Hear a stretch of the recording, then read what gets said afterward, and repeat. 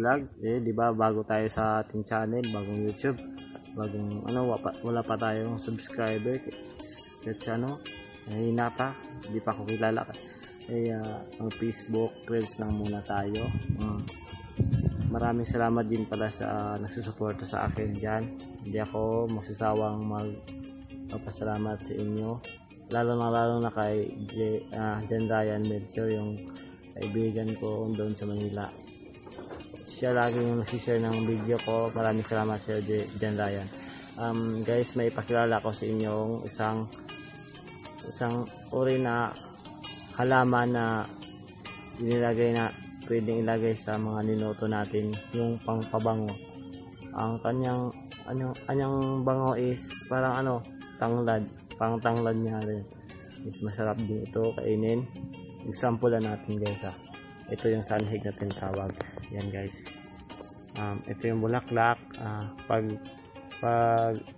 matanda na yan, pwede na natin tanggalin to, tapos isabol na natin sa lupa, is magtutubo siya.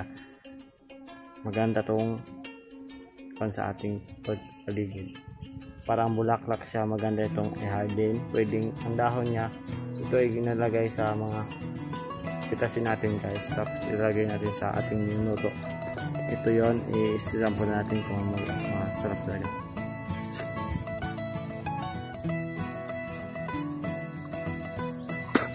Walang lasa, pero yung bango masarap. Wala guys, ating kailangan pas mabuti ito guys. Ito yun guys, kukunin natin ang ganito, tapos itatanim natin doon sa aming farm at dito. Video natin guys para makilala nyo mas mabuti. Sanhig.